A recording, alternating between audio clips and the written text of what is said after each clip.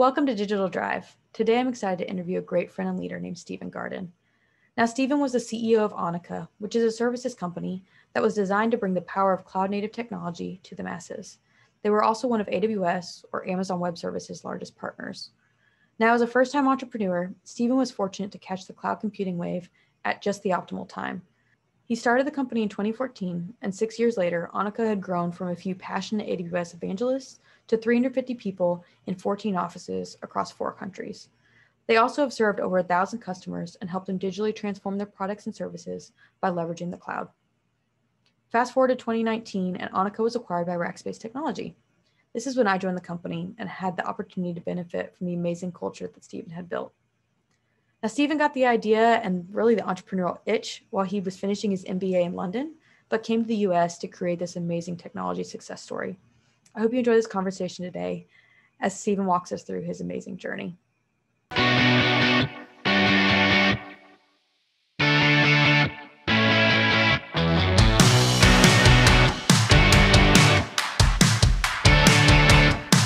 Stephen, I'm so excited to have you today. How's it going? Rebecca, thank you for having me on. I've been looking forward to this. I'm a big fan of the show. Thank you. All week, I've been waiting to see your amazing lion picture there in the background.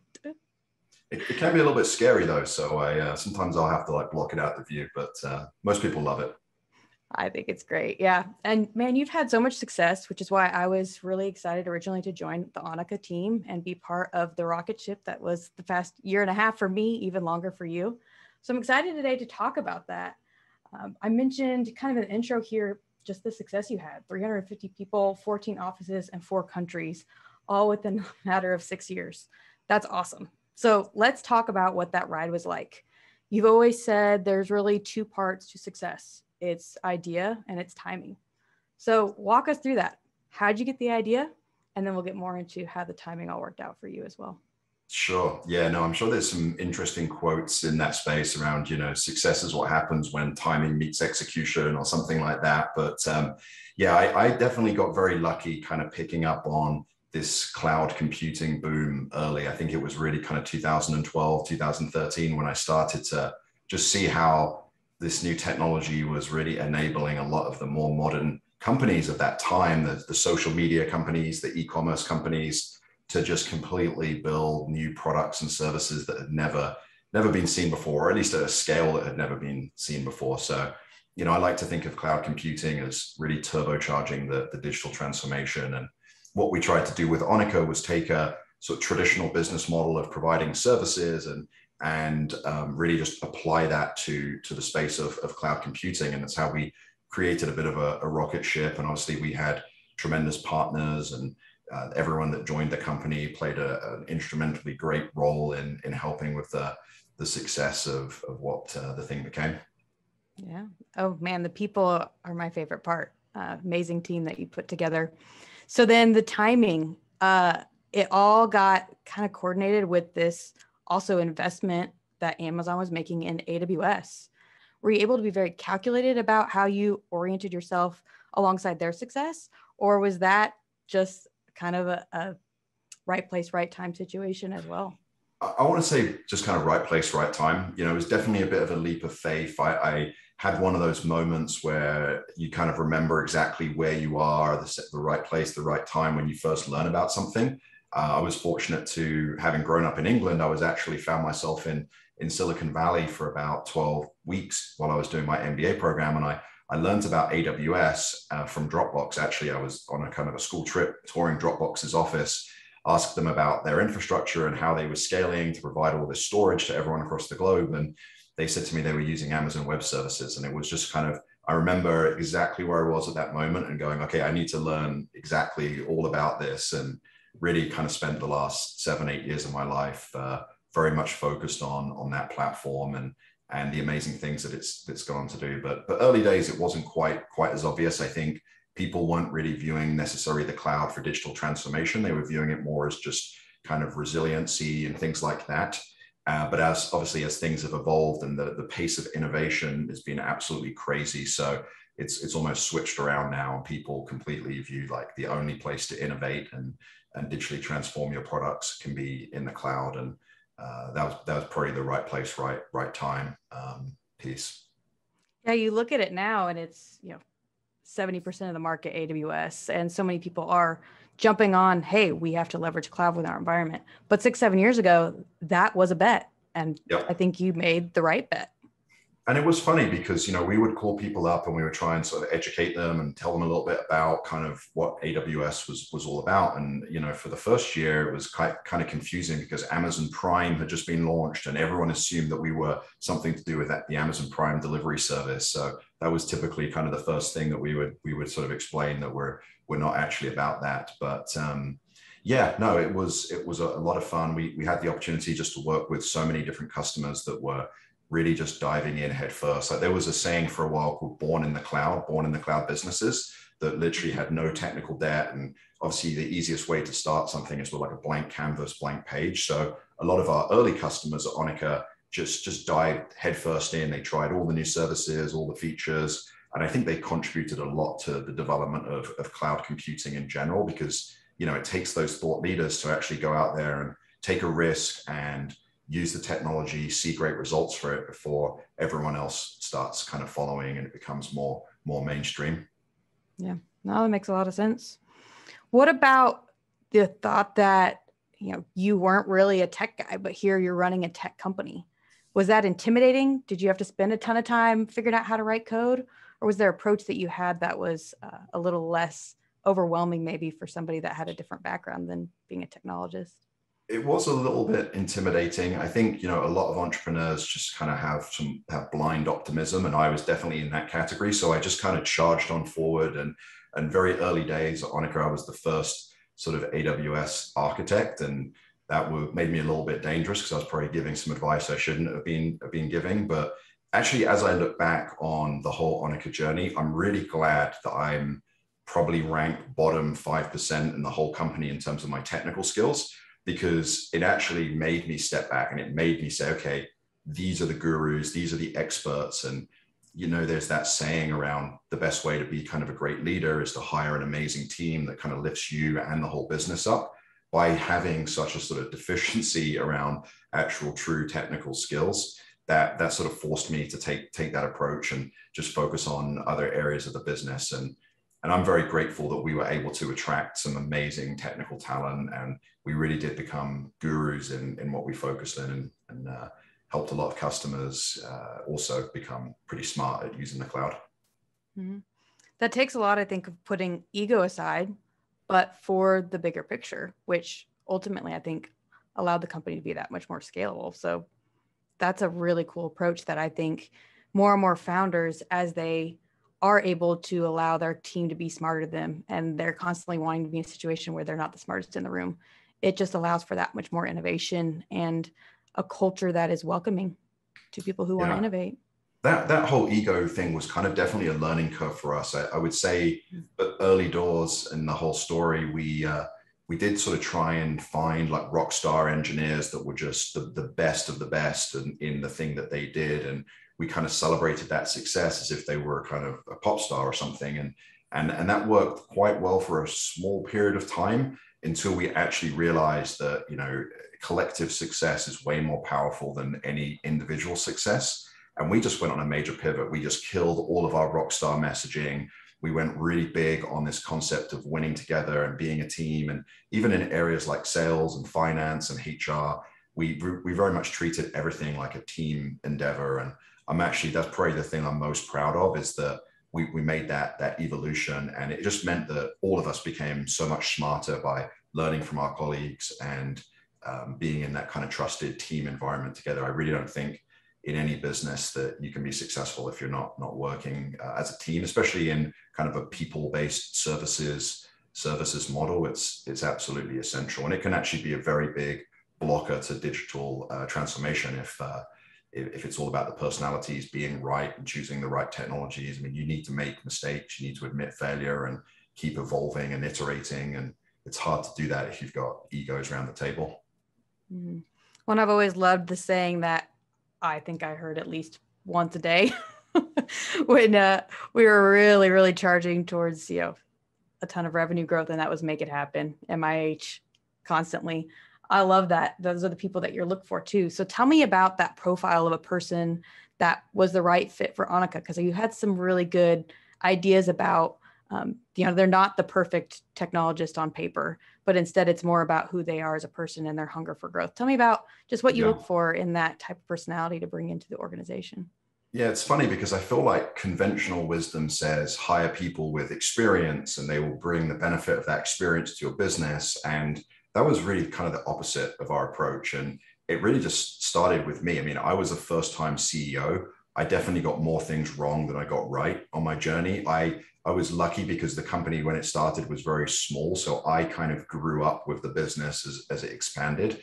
And I tried as much as possible to bring that philosophy across like every single role. Like if you look at pretty much anyone at Onica, they I feel like they took their career to a new level that they hadn't previously been operating at. And that's actually another thing that I'm really proud of is that we created so much opportunity. You know, people talk about growth of revenue and growth of profit and stuff like that.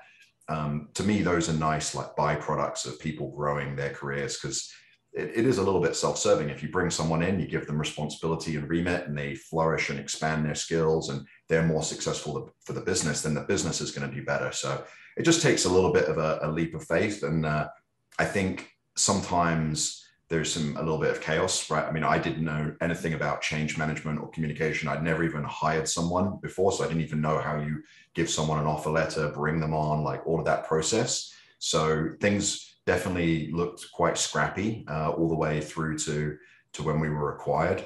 But I really feel like this model of finding people that have about 50% of the right skills to succeed in the role, but then have this 50% white space that they're trying to develop and grow into and pursue as a passion. I feel like that magic formula enabled us to just bring so much talent into the business and just have everyone go on this kind of rocket ship journey of personal growth, which was something that we would also talk about a lot. And you could see it all across the company. People just went from strength to strength, and people would be promoted 3 times in 18 months and be running teams and doing amazing things for customers that they'd never potentially even considered they would be doing just a short period before joining us.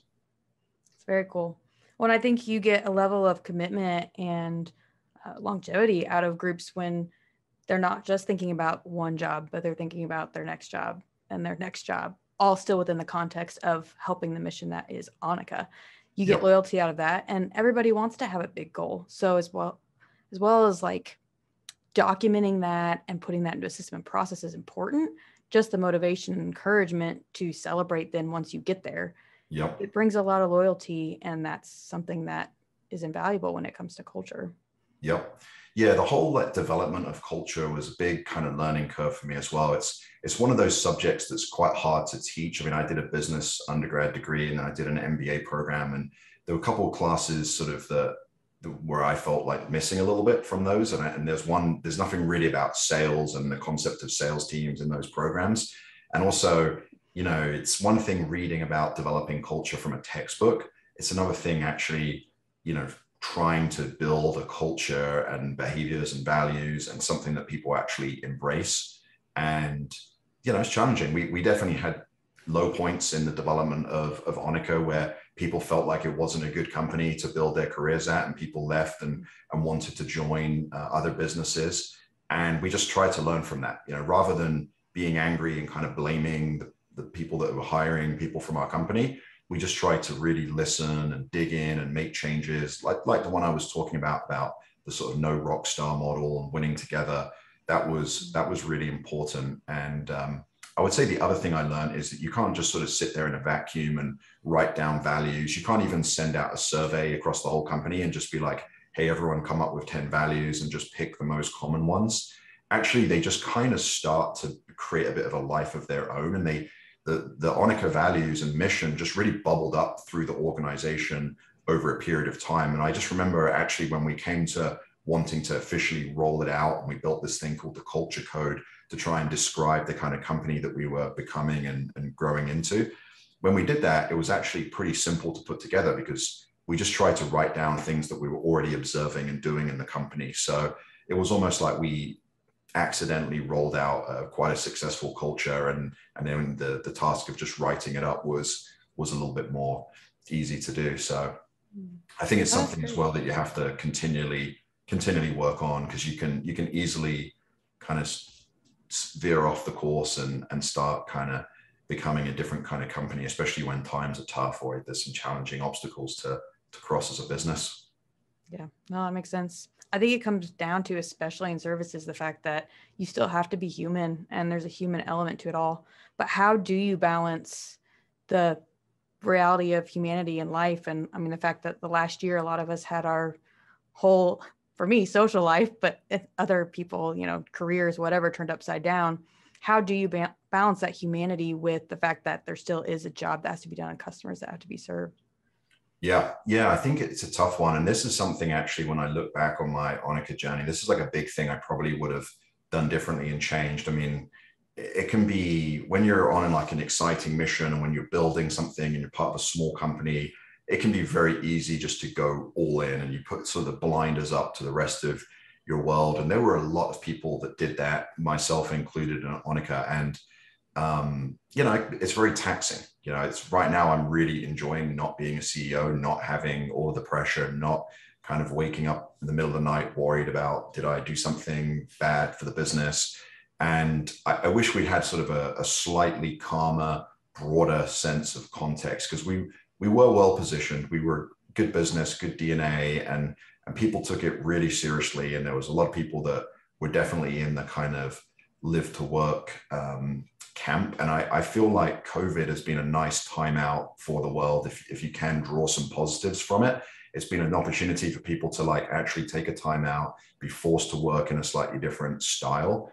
And the more I think about it, it's like yes, it was great that we all kind of rolled our sleeves up and worked long hours and achieved some amazing things as a team by doing that. But I feel like there's a balance there, and that was a word that I didn't really use prior to finishing the Onica journey. And I wish we'd done a little bit more around that, because I think you can achieve a lot more in a lot less time than you actually think. And sometimes, you know, culturally, I think within business, sometimes people rely a bit too much on like more hours equals more results. So I think that's something in future companies that I'm involved in, I'll be trying to encourage people to take more attention to just kind of well-being and making sure that people are, like, forced vacations would be like a great example of doing something like that. And you're seeing some companies do that. I think Bumble, actually, I don't know if you saw that, they just kind of did a recovery week for their whole team and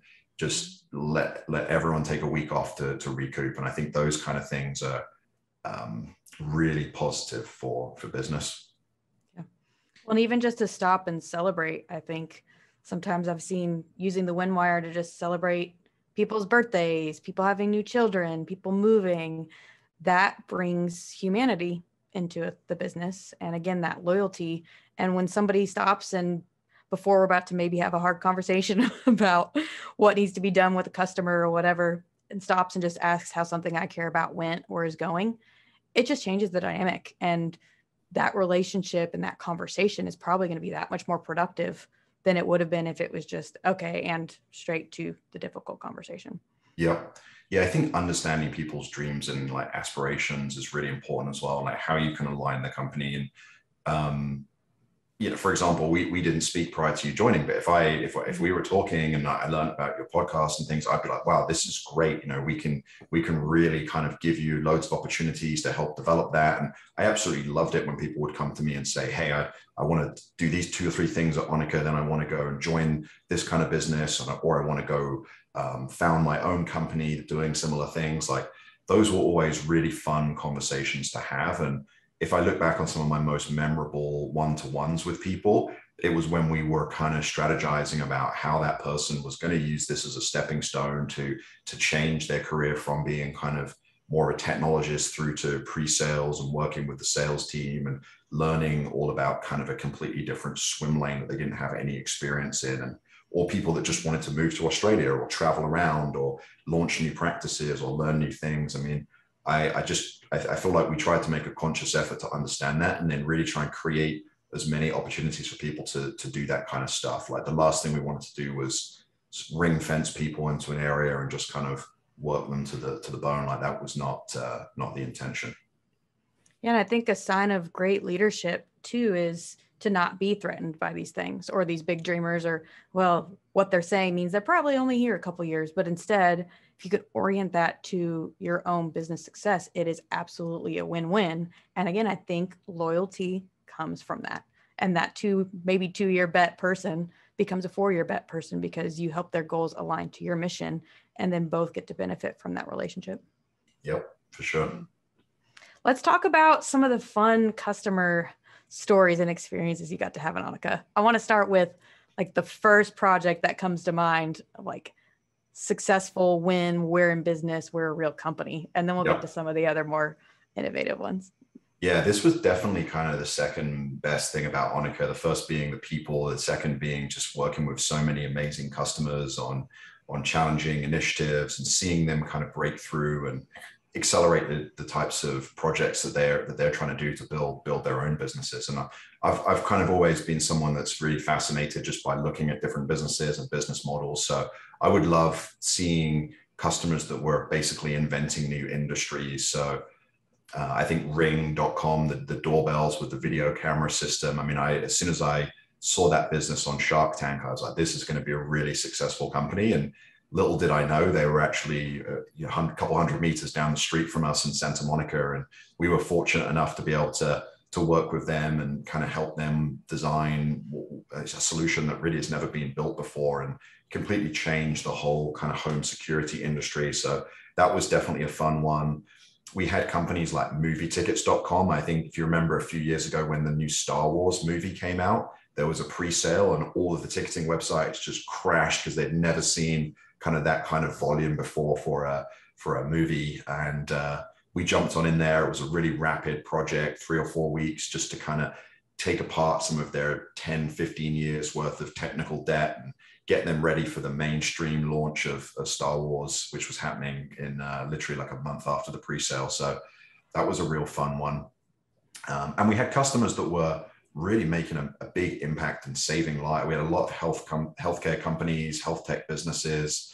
There was actually a business building, I think it was called Quake, that was building a helmet for firefighters that had 360-degree cameras around it so that the firefighters could see, and it had night vision, things like that. And it would provide a screen that could allow them to see if their walkway behind them was being trapped or there were issues coming. And, you know, playing a part in building new solutions for the planet, basically, to do that kind of stuff is very, very rewarding. And just, you know, seeing these kind of companies get traction. We probably had 5 or 6 companies that we worked with when they were very small that went on to become unicorns in their own right and be very successful global businesses. So yeah, that's also the nice part of being in a professional services company, is that you get to meet so many cool customers, especially when you're helping with such an important thing for their business, which is their digital products. Mm-hmm. Yeah, there's always been this approach, do with, not do for. Mm-hmm. I think that's come from just how every single project is approached. It's like, let's build this and invent this together. Egos aside, like, we want to build something really cool. This doorbell that is going to change the security industry, and everybody's off to the races. Yeah, customers seem to really like that. You know, if we were figuring out how to measure how much trash was in a trash can and building iPad apps, or if we were just moving 10 years worth of data center assets into the cloud, we always took the approach of bringing our customers on that journey with us. And that was probably one of the strategic decisions that we had to make pretty early into the Onica journey, because you can go the other way. You can kind of, rather than focusing on people that are building products and building digital businesses, we could have kind of gone a little bit more towards the traditional IT systems, like how do we move people's back office and financial systems to the cloud. And arguably at the time, there was a lot more revenue and opportunity for us in that area, because these systems are, you know, people spend tens of millions of dollars on maintaining those kind of systems. But when we sat down as a management team, we felt that it wasn't going to be that fun. It wasn't going to be that fun for our people. We weren't going to be able to deliver on our promise of this path of continued learning and development. And we weren't really going to be using the kind of cloud native technologies that we wanted in our DNA and the reason why people joined the company. So we kind of made that sacrifice to go with the lower revenue opportunity.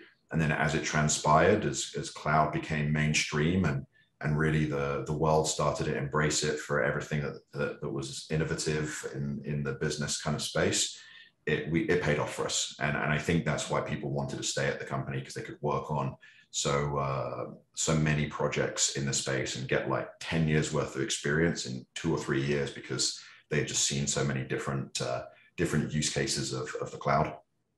That's awesome. So it was an adventure for 6 years, and you guys had all these innovative projects and exciting things that you were bringing to market.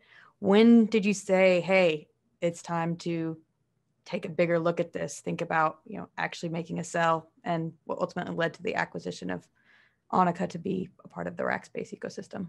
Yeah. Obviously, that was a really big sort of strategic decision for us that we debated. I mean, we kind of had 3 phases of the Onica story. There was the pre-Onica foundations, where we had our first investors, and it was kind of a very family orientated situation. We were just getting moving. And then we brought professional investors in, Sunstone Partners, who were phenomenal, and they supported us so much and allowed us to bring other companies together to form kind of new markets, new regions for Onica. And we had that kind of phase with them. And, reaching the end of that phase where we'd kind of fulfilled what they needed us to do, the question naturally arose, like, okay, what's next for Onica? And for me, I really felt like we could have a global impact, and that if we were part of a global company with a platform of operations across the world, we would be able to reach more customers and do more things and go bigger. And I felt like it was the best way for us to continue to fulfill kind of the promise of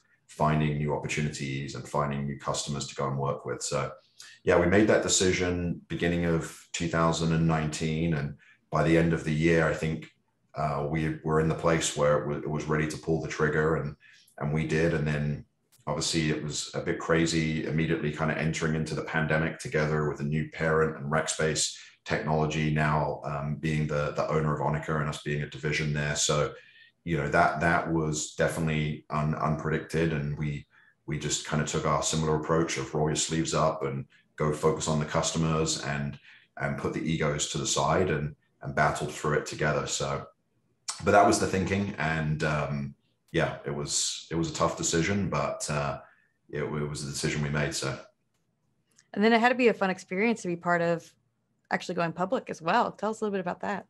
Yep. I wish I could claim that I did more to contribute to that, but I did get to go on one of the virtual bell ringings of last year and kind of clap and celebrate. So it was definitely a proud moment for me that Onica had then gone on to play a part in helping Rackspace go public again, and the way that Rackspace really helped Onica to position its technical strategy and views around cloud native computing gave us a platform on a scale that we hadn't seen before. So that was a lot of fun, and definitely something I'll tell my grandchildren about one day. Yeah. Oh, I remember watching it as well. That was a huge celebration day. And even though it was virtual, it still gave, I think, the same imprint to my memory and goosebumps for sure. That pretty cool thing to celebrate together. So then what's next? I kind of have some ideas what you're dabbling in, but tell us about the impact you want to make in the world now. Yeah. So like I said, I'm not really rushing to be a CEO anytime soon. I mean, it was the best experience of my life. I can't kind of criticize it in any shape or form. It was so fun. And I'm just thankful that, the people in the company didn't fire me or ask for me to be pushed out at any point. They just kind of let me stumble my way and ramble my way through things. And yeah, I feel like sort of since stepping back from Rackspace and Onica, it's given me the chance to actually kind of just regroup a little bit. And most of the lessons I've now kind of put in my mind based on just being able to pause for a second. Because when you're building a company, you never have a second to pause and think, and you're just kind of rapid fire, making decisions, breaking stuff, fixing stuff.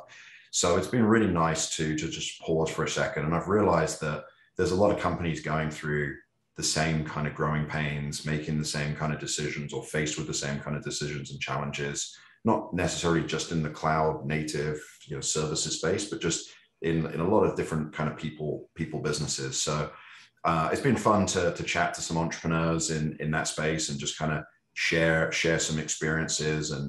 But where I've been putting a bit of focus really is in kind of trying to invest in small, fast growing technology products. I mean, I got so inspired by just seeing all of the customers that built huge businesses around innovative products that were sitting on the cloud. So I've started to make some really small investments into those companies, more just because it's a lot more fun to kind of watch a company completely reinvent itself every 90 days and win new customers and do all this kind of stuff. So I would love to build products at some point in my career, and I'm just trying to educate myself around that. I mean, my whole experience to date has been more around professional services and people, and those things I think will help in the next kind of endeavors. But yeah, I feel like the next itch for me to scratch is to build some kind of product or be part of a company that's building new products and rolling those out. So, but I don't have any bright ideas yet, and I'm just kind of trying to educate myself and learn as much as possible right now.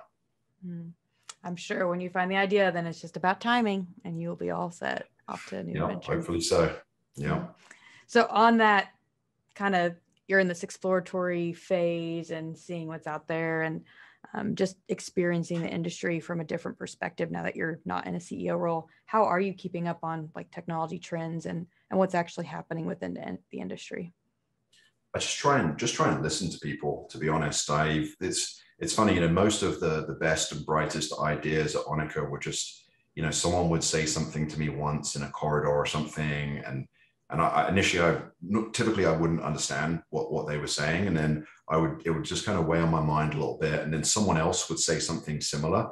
And then all of a sudden there'd be like a coin drop moment where I would just connect the dots between their two ideas. And then boom, like we would kind of usually like follow that kind of strategy or implement that. So, my general strategy is, given I don't have that technologist brain that can just see 15 years into the future.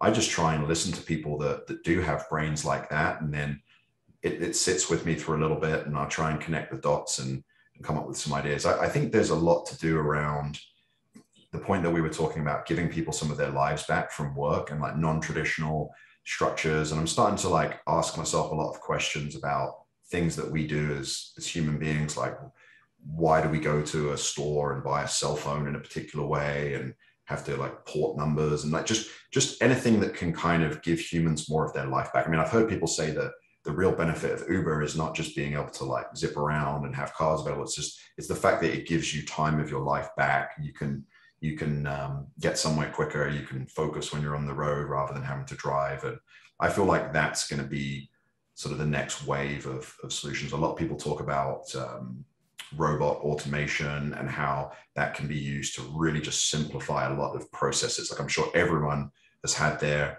kind of negative experience with like a customer call center or trying to get something done. And you're just asking yourself, did I really need to spend like 90 minutes on the phone trying to figure out how to pay my electric bill or something? I mean, there's just a lot of areas like that where I think we can benefit the whole world by giving people more of their lives back and making things more efficient for people. So I'm very interested in that space, but no immediate bright ideas on the first thing to attack first. Cool. Well, I have one final question for you, Stephen, and that comes down to principles. I want to hear from you. What has been a core principle that's helped you been successful through all of your business adventures? Don't put yourself first. Put the business first and then put people first.